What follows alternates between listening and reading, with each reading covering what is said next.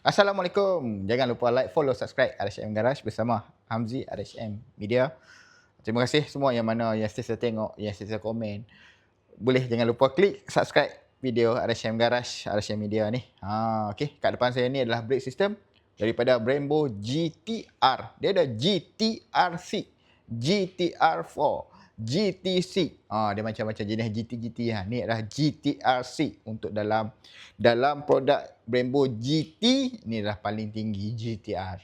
Dia ada lagi yang lain-lain lah, tapi yang ni yang paling tinggi untuk dalam kategori GT. Ni dia main ha. Mari tengok beza piston dia. Kalau kita tengok dekat, secara dekat memang beza. Dia tak sama dengan piston yang lain.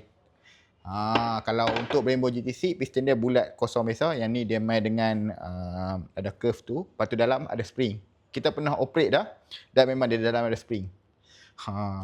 So main sekali dengan minyak 5.1. Yang nak upgrade, semua kereta Sport Ring 18. Minimum mesti kena 18. JJ mesti 8.5 ke atas. ET mesti 40 ke bawah. 40, 39, 38, 35 semua boleh. Sport Ring 18 ke atas. Kalau Sport Ring 17 boleh pakai? Tak boleh. Kena pakai GTR4 ataupun GT4 boleh, yang tu boleh. Tapi kalau untuk GTR minimum dia 18. 18 dah ke atas. Brake ni dia tak boleh nak buat terlalu besar sangat, tak boleh buat terlalu kecil sangat. Dia mesti kena ngam-ngam untuk pad surface dia.